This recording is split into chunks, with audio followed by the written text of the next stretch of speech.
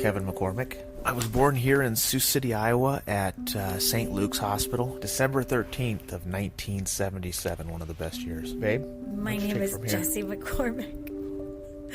I'm from Dubuque, Iowa. I was born on September 17th, 1976. I got out of policing just before COVID hit. I actually retired in November of 2019. I consider myself very fortunate to have gotten out of police work for a number of reasons. One of them had just to do with George Floyd's death.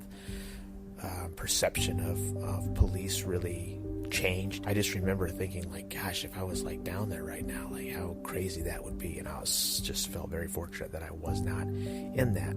My dad was in a nursing home, and my brother, who has Fragile X, and I could go home to Dubuque and visit them easily. Just a lot more able to be spontaneous socially with loved ones. I decided to throw my hat in the political arena and run for Woodbury County Supervisor. And that was a crazy campaign because during COVID, obviously people weren't door knocking, there were some people that were crazy enough to do it, but I wasn't going to do it, just for fear that I would turn people off more than anything. So we had to take, and do things a little bit differently. I lost by 953 votes out of 44,000 cast, and I think a lot of my losing might have had to do with the fact that I could not get into these small towns. I just remembered the first time we heard about it. We were in Florida Keys, and we were chilling at this beautiful hotel.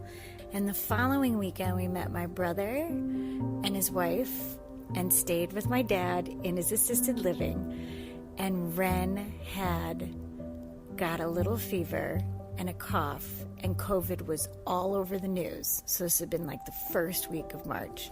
We were there one night, got up early the next morning, and my sister-in-law, Lily, is a nurse, and remember we were sitting around like, what should we do? Like, if this is a real deal, we cannot be in assisted living with 150 people, 65 plus, and just not do anything. So we went home. We made McCormick for Supervisor masks out of different types of cloth. But yeah, very non-traditional. But what sparks a little bit more conversation is the controversy that came with whether or not you should wear a mask. And so I remember that we had a virtual, town hall. Yeah, it was like a town hall or a debate or something. And I remember looking at myself, and I was like, I wasn't in the mood that day. I remember I was just a little bit stressed out and just kind of wanted to not play politics for a minute. And they asked whether or not, each candidate, whether or not they supported wearing a mask or not. Look, I'm a mask guy, okay? If it's going to help out our neighbors, it's not that big of a deal. And I don't know if that necessarily helped my cause. At Briarcliff University, I was Director of Academic Achievement, and at the time, what that meant is that the majority of my job focused on meeting one-on-one with students who were struggling. And my office had been hopping. At times, when grades were due, we would have lines of students coming out of our office. And it was awesome.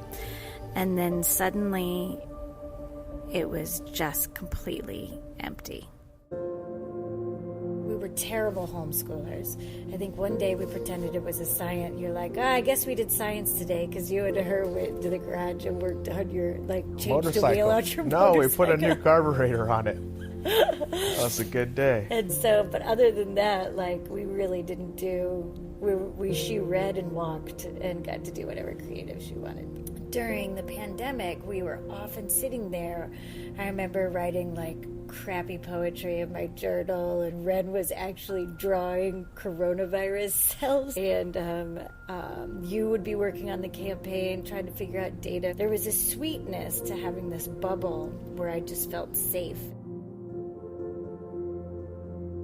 Support for Facing a Changed World, an oral history of the COVID-19 pandemic, comes from the Margaret Ann Martin Everest Foundation, the Kind World Foundation, Humanities Iowa, the Friends of Siouxland Public Media, and listeners like you.